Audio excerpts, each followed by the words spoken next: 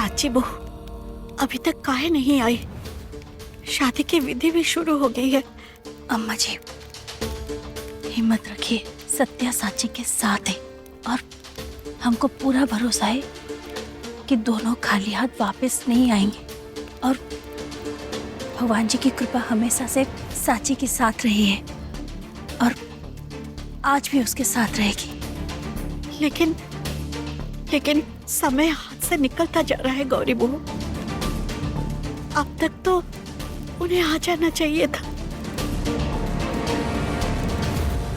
गौरी बहू एक बार सत्या को फोन लगाओ। जी अम्मा जी। अक्षय के पापा फोन देना।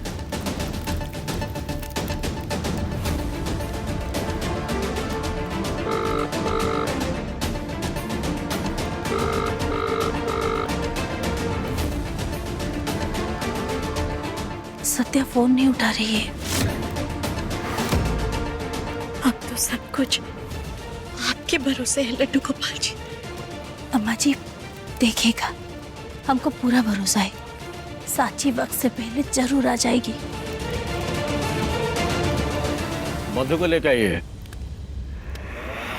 आ गई बधू।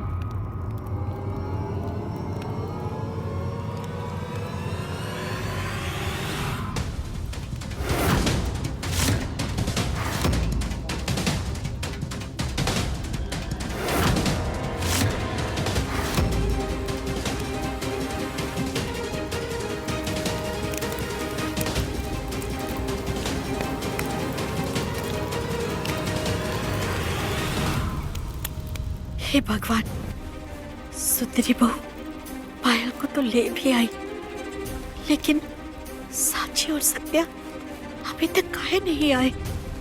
अम्मा जी अब हिम्मत रखिए, वो तो अभी आते ही होंगे।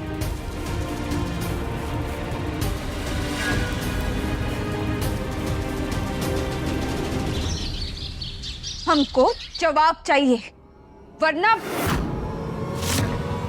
हम यहाँ अपनी जान दे देंगे।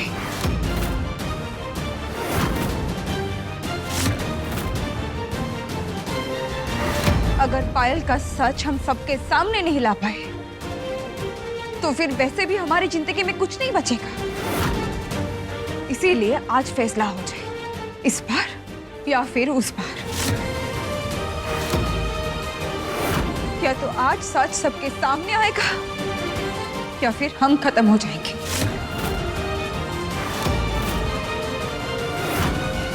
और अगर हम ही दवाखाने में मर गए ना, तो फिर जवाब आपको देना पड़ेगा। और पुलिस वाली तो यहाँ आपके सामने खड़ी है। आपकी नौकरी चली जाएगी और आपका नाम मिट्टी में मिल जाएगा। इससे पहले कि सब कुछ बर्बाद हो जाए, बताइए क्या है सच? जवाब दीजिए।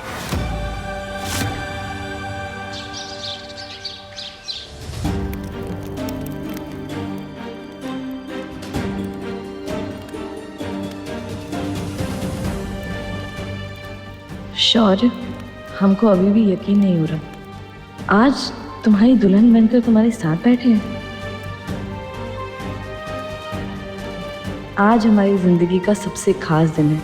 इतने सालों का इंतजार आज खत्म हो गया।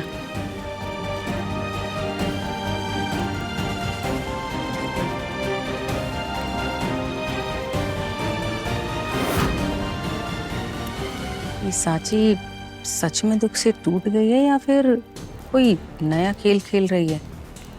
और ये सत्या भी कहीं नहीं दिख रही है। गौरी दीदी, ये सत्या और विक्रांत कहीं दिख नहीं रहे, वो नहीं आएंगे का? वो लोग थोड़े काम में व्यस्त थे, बोलकर गए हैं कि जल्दी वापस आ जाएंगे।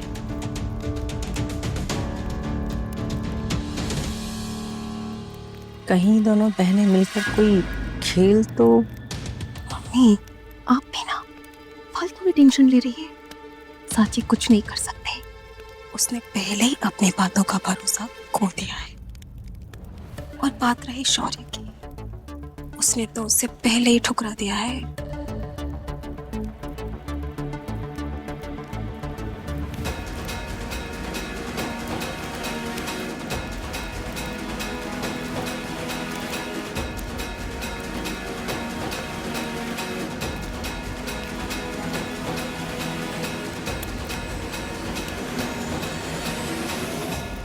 शौर्य, आज हम बहुत खुश हैं। तुम भी खुश हो ना? आज के बाद हमें कोई यकीन नहीं कर पाएगा।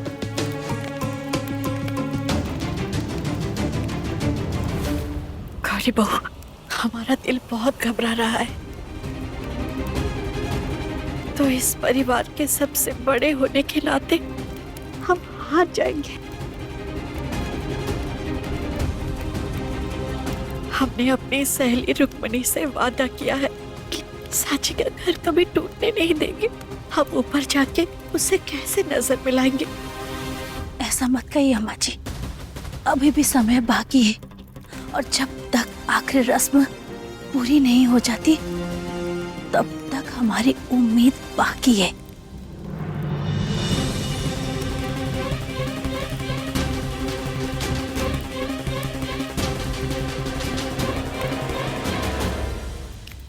बरबधु फेरे के लिए खड़े हो जाए।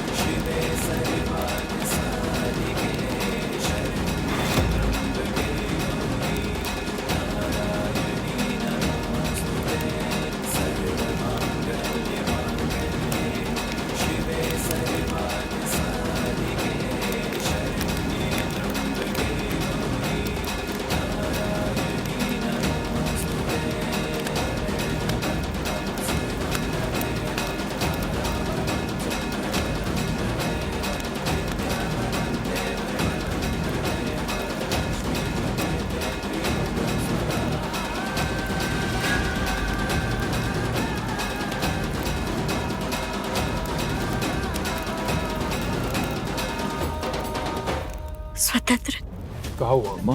अभी के अभी पता करो साची बहू कहाँ है। अब तक उसे यहाँ आ जाना चाहिए था। लेकिन अम्मा, हम जो कह रहे हैं पहले वो करो।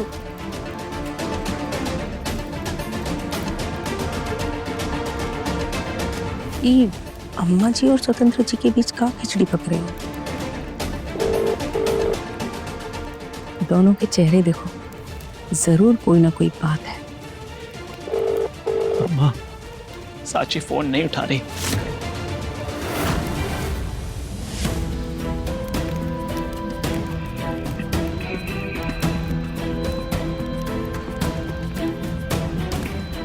अब पंडित जी जल्दी जल्दी मंत्र पढ़िए और जितना जल्दी हो सके ये शादी संपन्न करवाइए।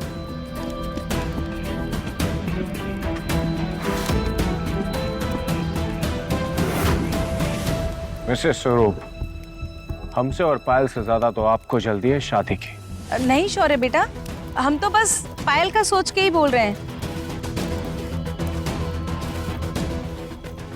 अब पायल की ये हालत है, अगर इतनी देर तक मंडप में बैठी रहेगी तो इसकी तबीयत बिगड़ सकती है ना। बस हम तो इसीलिए चाहते हैं कि जितना जल्दी हो ये शादी संपन्न हो, रस्में खत्म हो जाएं।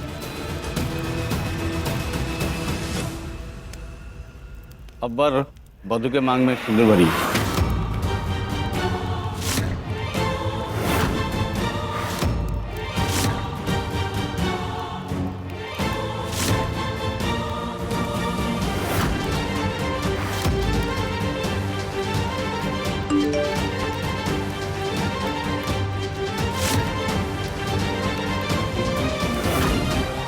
शौर्य, सिंदूर मांग में भरो ना।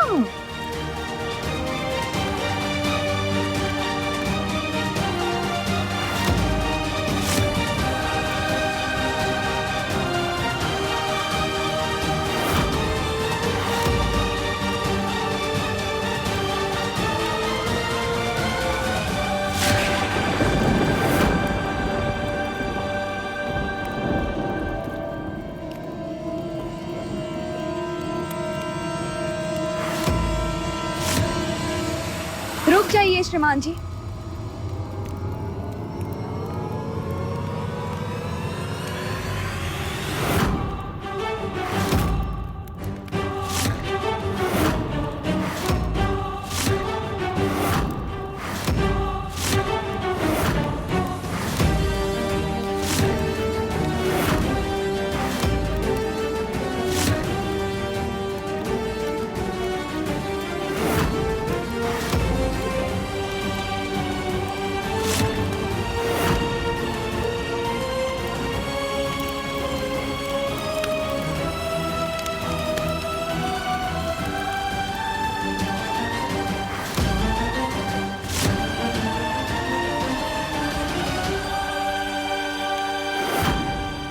ये शादी नहीं हो सकती।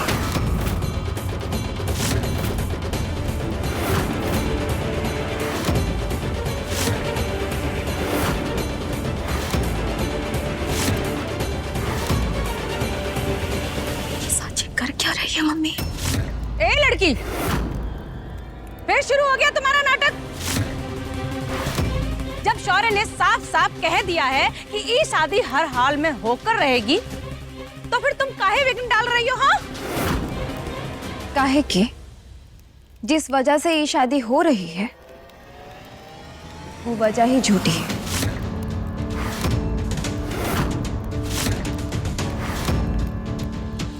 का झूठ है? हम फिर से सबके सामने ही दोहरा रहे हैं। पहला झूठ, पायल की दिमागी हालत बिल्कुल ठीक है, वो बीमार नहीं है, बस इतने दिनों से बीमार बनने के नाटक कर रही थी। और दूसरा झूठ, ना पायल कभी पेट से थी और ना ही है।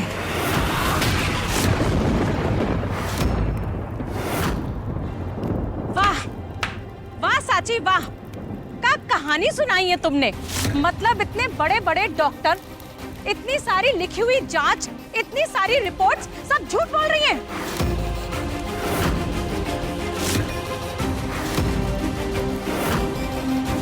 और तुम गांव की गवार अनपढ़ लड़की इन सबको झूठा साबित कर देगी? इतनी हिम्मत कहां से आ गई तुम में?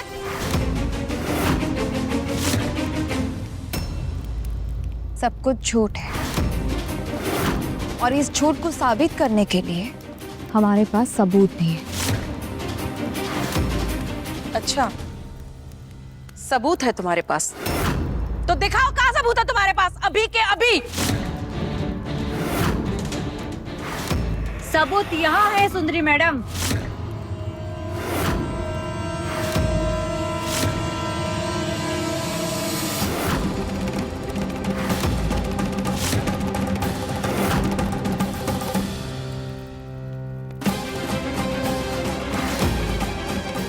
क्यों सुंदरी मैडम, पहचाना इसे? याद है ना कितना पैसा ठुसा था इसके मुंह में झूठी रिपोर्ट निकालने के लिए?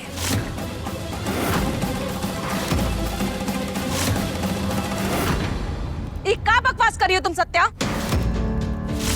हमने डॉक्टर को पैसे दिए? तुम्हारा दिमाग तो नहीं खराब हो गया है? हम नहीं कह रहे हैं, ये तो डॉक्टर साहब कह रहे हैं। खुद कबूल किया है इन्होंने कि आपने मोटी रकम देकर इससे झूठ बुलवाया, झूठी रिपोर्ट बनवाई। क्यों डॉक्टर साहब, क्लिनिक में जो गाना गा रहे थे ना, जरा सबके सामने गा के तो दिखाइए।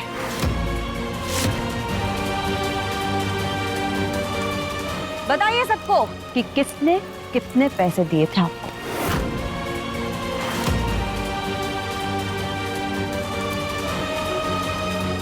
डॉक्टर साहब, मुंह खोलो अपना, चुप काहे हो?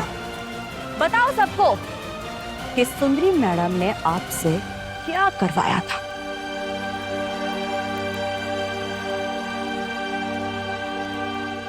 बस बहुत हो गया। इसी धमकी की वजह से हमको क्लिनिक में ऐसा बोलना पड़ा। क्लिनिक में घुसकर इन्होंने हमको धमकाया। अगर सुंदरी स्वरूप के खिलाफ बयान नहीं दिया तो ये हमारी क्लिनिक बंद करवा देंगे, झूठे केस में फंसवा देंगे और हमारा लाइसेंस भी रद्द करवा देंगे। ये आप क्या बोल रहे हैं?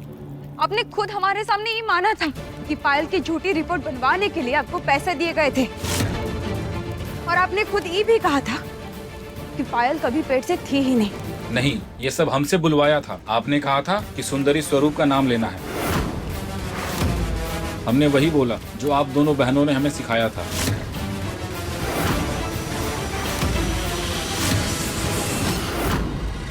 देखा अम्मा जी अपनी इन दोनों लाडली बहुओं का असली चेहरा? अरे हमें तो शर्म आ रही है इनको ये घर की बहू कहते हुए।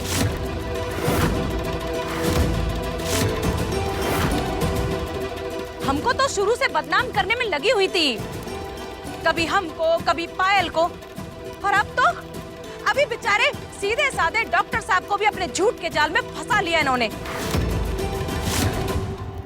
काहे? सिर्फ इसलिए ताकि शादी रुक सके। काहे कि इनको डर है अगर पायल ही घर की बहू बन गई और पायल के पेट में जो शौर्य का वारिस पल रहा है अगर वही घर में आ गया तो स्वरूप खानदान का सारा बिजनेस, सारी जायदाद इनके हाथ से चली जाएगी।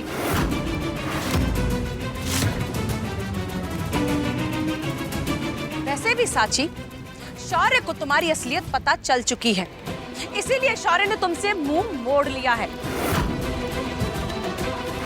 अब शादी के बाद एक घर में तुम्हारी कोई जगह नहीं बचेगी।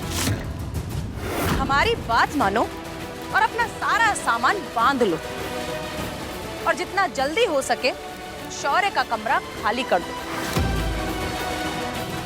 काहे कि अभी घर की नई बहू पायल का उस कमरे पर हक होगा। सुंदरी, ये कैसी बात कर रही हो तुम? अच्छा अम्मा जी, अब आपको हमारी बात बुरी लग गई और ये दोनों बहनें पूरे परिवार के सामने हम पर जो इल्जाम लगा दिया है, तब आपने कुछ नहीं कहा, वो आपको बुरा नहीं लगा? देख रहे स्वतंत्र जी, ई घर में हमारी इज्जत है। पूरे परिवार के सामने हमको कटघरे में खड़ा किया गया, हम पर इल्जाम लगे और बाकी सब चुपचाप खड़े होकर सिर्फ तमाशा देख रहे हैं। ठीक है, वैसे भी अब हमको कोई फर्क नहीं पड़ता कोई हमारी इज्जत की परवाह करे या ना करे। हमने हमेशा से ही घर का भला चाहा है और आज भी हम वही कर रहे हैं, चाहे कोई हमें कितना भी गलत साबित करने की कोशिश कर ले। पंडित जी, शादी की विधि पूरी करिए। जी माता जी।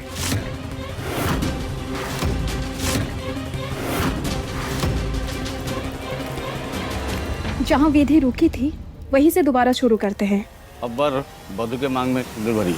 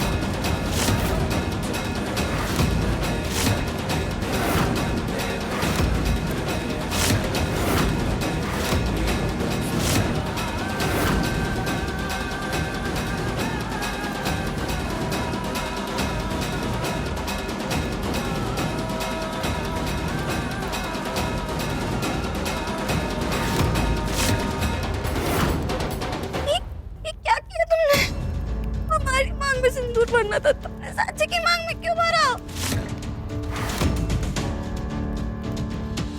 जवाब दो शौर्य। बस करो पायल। अपने चेहरे से ये मुखौटा हटाओ, क्योंकि हम तुम्हारी असलियत जानते हैं। ना ही तुम्हारी दिमागी हालत खराब है और ना ही तुम प्रेग्नेंट हो। और उससे भी बड़ी बात, हमें खुद पे भरोसा है कि हम ऐसा काम नहीं कर सकते। साची ने जो जो बोला उसकी एक एक बात सच थी। जब तुम छत से गिरी थी, जब तुम्हारे सर में चोट आई थी, उसी वक्त तुम्हारी याददाश्त वापस आ गई थी। और तब से लेके अब तक तुम सिर्फ नाटक कर रही हो।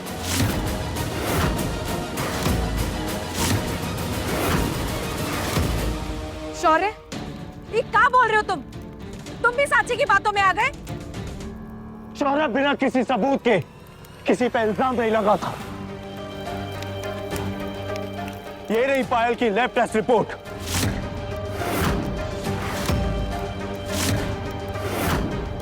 इसमें साफ साफ लिखा है कि पायल प्रेग्नेंट नहीं है।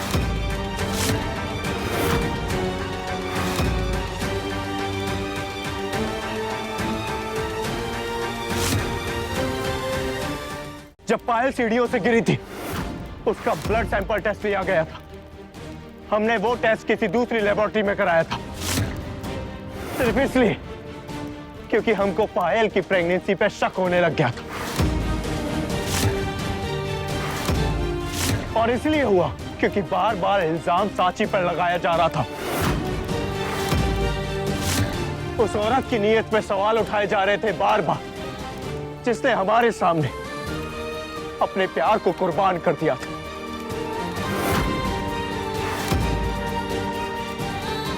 वो साची जिसने सिर्फ ये सोचकर पायल को हमारे साथ शादी के लिए मनाया ताकि उस बच्चे को उसके बाप का प्यार मिल सके। जो औरत उस बच्चे के लिए भगवान से दिन रात प्रार्थना कर रही, वो उस बच्चे की जान लेने की सोच भी नहीं सकती। लेकिन हमें बार बार ये मनवाने की कोशिश की जा रही थी, और वहीं से हमें समझ आ गया कि ये सब किसी का प्लान है। और इतना ही नहीं, विक्रांत भाई से बात करते वक्त एक बात बार बार हमारे दिमाग में आ रही थी। उस रात हमने जो जूस पिया था, उसमें कुछ मिलाया गया था, कोई ऐसी चीज जिससे हम होश खो बैठे थे। हम सब कुछ भुला बैठे, और इसी चीज का फायदा उठाया गया और ये प्रेगनेंसी का नाटक रचा गया।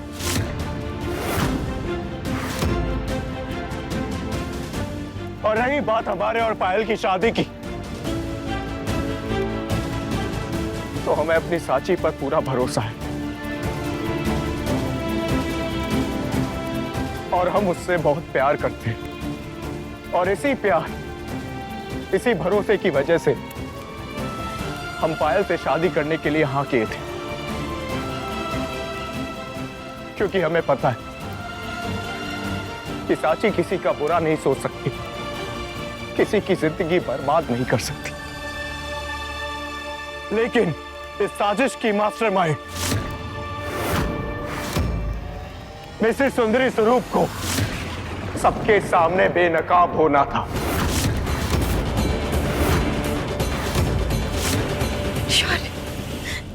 शौर्य, इसका कुछ भी नहीं है। हम सच बोल रहे हैं। नाटक बंद करो पायल। हमें झूठ और धोखे से सख्त नफरत है। तुम जानती हो, तुम्हारे में और साची में जमीन आसमान का फर्क है।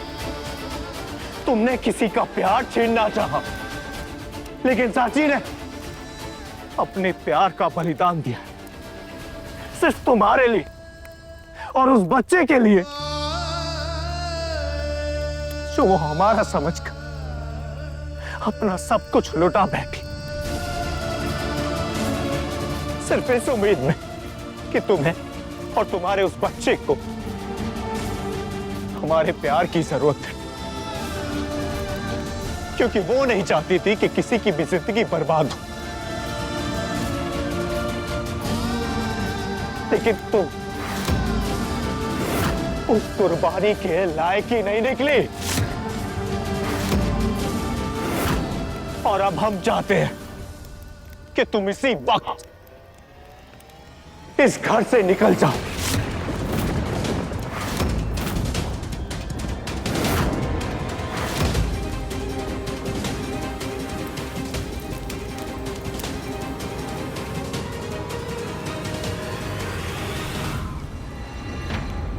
शौर्य, तुम ये सब गलत कर रहे हो। हमने ऐसा कुछ नहीं किया है। पहले साची और अब तुम बिना सबूत के हम पर इल्जाम लगा रहे हो। सबूत चाहिए ना सुंदरी चाची?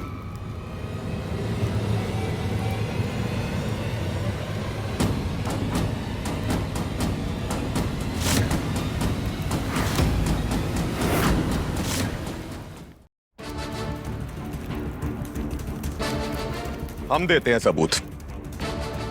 आपका सबूत तो यहीं खड़ा है,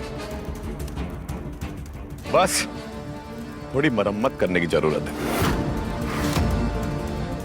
फिर देखिए कैसे ही तोता खुद ब खुद बोलने लगता है।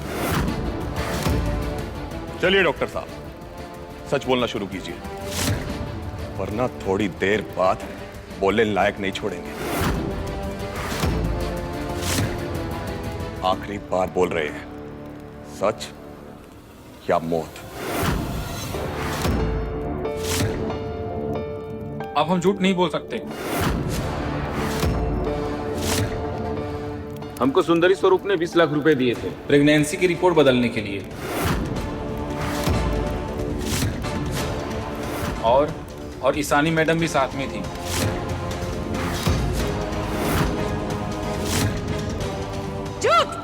ये झूठ बोल रहा है, और विक्रांत बंदूक के दम पर उससे झूठ बुलवा रहा है। हाँ, हमने कोई पैसा नहीं दिया है इसे। हम सच बोल रहे हैं। हमारे कलीग को भी पैसे दिए गए थे ताकि वो बोले कि एक्सीडेंट के बाद पायल के दिमाग की हालत ठीक नहीं हुई और साची कभी मां नहीं बन सकती। ये रिपोर्ट भी झूठी थी।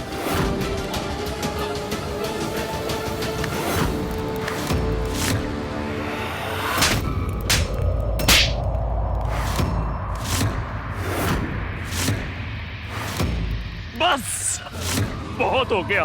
झूठ पे झूठ, साजिश पे साजिश। आज मुझे पता चला कि घर को बर्बाद किसने किया है।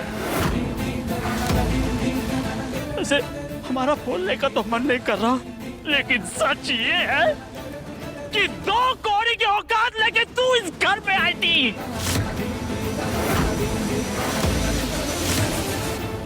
सोचा था वंदना कि वंदना की जगह लेगी, ये घर संभालेगी, लेकिन तेरे दिमाग में पावर, पैसा और लालच भरा पड़ा है। और तो और अपने जैसा ही ईशानी को बना दिया तूने। तू क्या कह रही थी कि साची बहू को तू घर से निकालेगी? यही कह रही थी ना कि साची को घर से निकालेगी? तो सुन, ये घर से जो बाहर जाएगा तो वो सिर्फ और सिर्फ तुम होगी।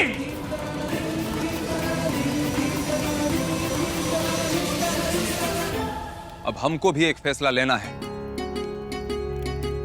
अब हमको अपने और ईशानी के रिश्ते के बारे में सोचना पड़ेगा। दीप, ये क्या बोल रहे हो तुम?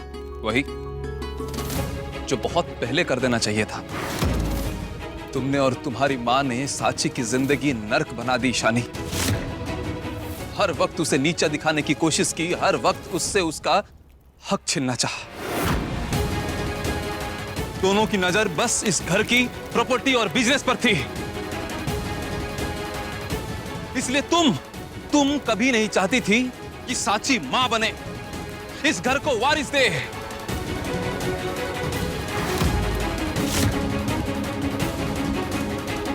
और जब बात तुम्हारे हिसाब से नहीं चली तो पायल को मोहरा बना दिया ताकि शौर्य और साची का रिश्ता टूट जाए और पायल हमेशा तुम्हारे दबाव में रहे और कभी बच्चा पैदा ना करे।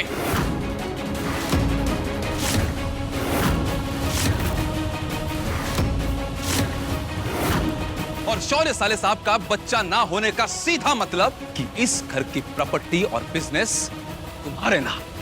बताओ। इसका मतलब ये सब प्रॉपर्टी और बिजनेस के लिए वैसे सरों ईशानी, हम तो बहुत पहले ही अपना विल बना चुके थे। हमारी जितनी भी प्रॉपर्टी है उसके 3 हिस्से होंगे और उस पर हमारी दोनों बहनों का उतना ही हक है जितना हमारा है। लेकिन सिर्फ चंद पैसों के लिए तुमने हमारी शादी तक तोड़ दी। सिर्फ पैसों के लिए इतनी सारी जिंदगियों के साथ खिलवाड़ की। बस बहुत हो गया इतना सुनने के बाद कि इस घर को नरक बनाने की साजिश रचने के बाद तुमको इस घर में रहने का कोई हक नहीं है सुंदरी।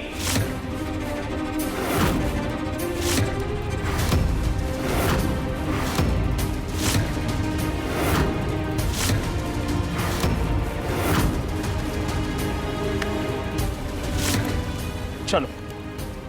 मम्मी रुक जाइए पापा जी। मैडम जी को घर से मत निकालिए।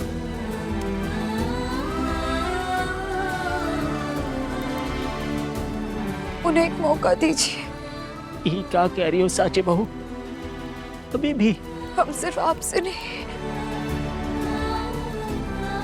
आप सबसे हाथ जोड़कर विनती करते हैं, मैडम जी को माफ कर दीजिए।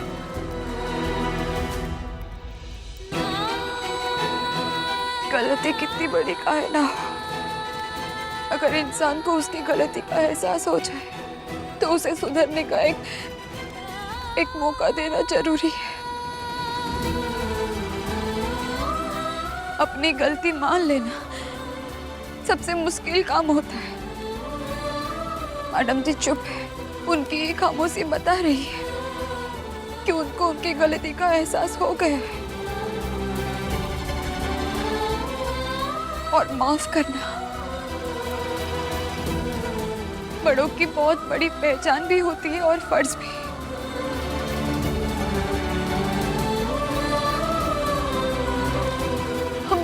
हम फिर से आपसे विनती कर रहे हैं, मैडम जी को माफ कर दीजिए।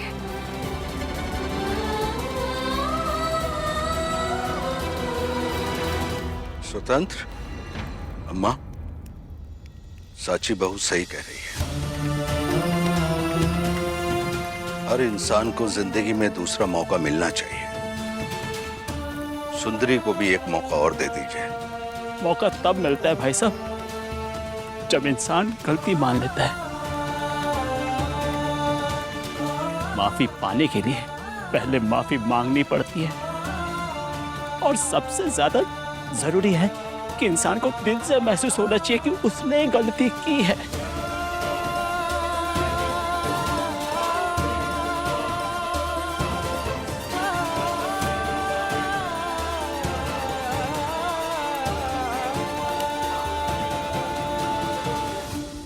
हमें माफ कर दीजिए।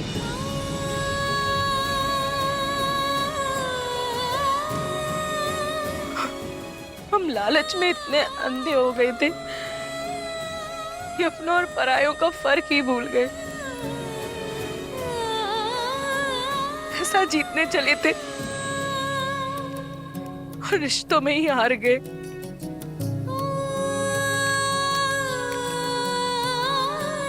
साची बहू, हम माफी के लायक तो नहीं, फिर भी हम तुमसे माफी मांग रहे हैं। स्वतंत्र जी बिल्कुल सही कह रहे हैं। हम बहुत ही साधारण घर से आए थे, लेकिन ये घर में आकर हम अपनी औकात भूल गए। तुम एक छोटे घर से होकर भी दिल की सबसे अमीर निकली। हमने कभी तुम्हारी कदर नहीं की, कितने दुख दिए, कितनी तकलीफ दी, लेकिन तुम चुपचाप सब सहन करती गई। तुमने कभी उफ तक नहीं की। हो सके तो मैं माफ कर दो साची बहू।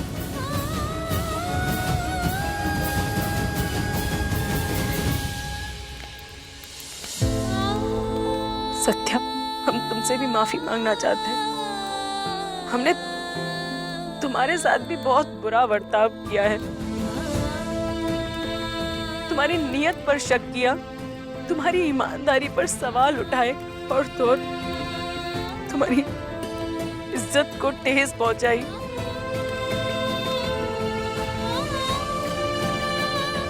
हो सके तो हमें माफ कर दो सत्या बहू।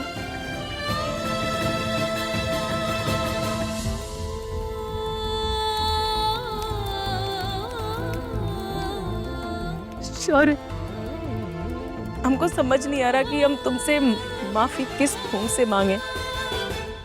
स्वतंत्र जी ने हमसे शादी इस उम्मीद से की थी कि तुम्हें माँ का प्यार मिल सके, लेकिन माँ बनना तो दूर, हमने लालच में तुम्हारा घर कभी बसने ही नहीं दिया। लालच में ना गिर गए थे कि तुम्हारे और साची के होने वाले बच्चे के दुश्मन बन गए।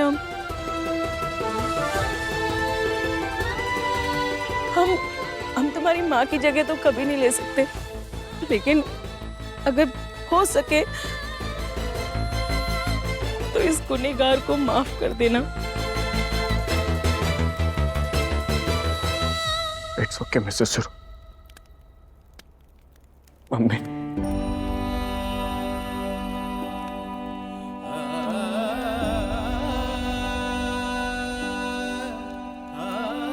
आपको अपनी गलती का एहसास हो गया, हमारे लिए इतना ही बहुत है।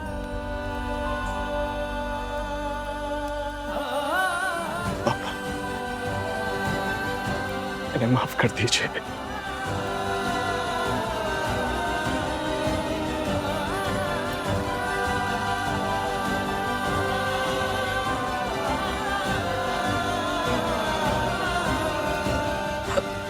हम वादा करते हैं स्वतंत्र जी, अब हम कोई गलती नहीं करेंगे और ना कभी किसी का दिल दुखाएंगे।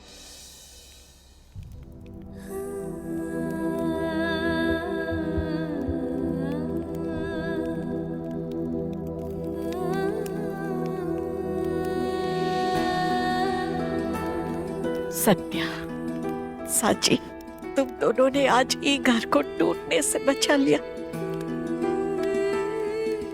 अगर हर घर में तुम्हारी जैसी बहुएं हो, वो घर कभी बिखर नहीं सकता।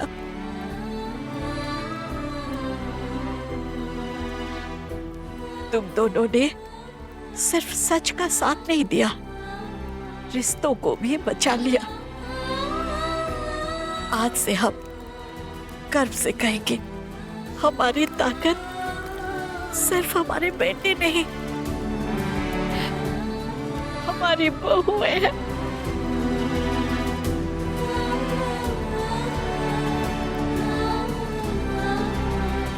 अच्छा, तुम दोनों क्या कहती हो? दिन हो चाहे रात,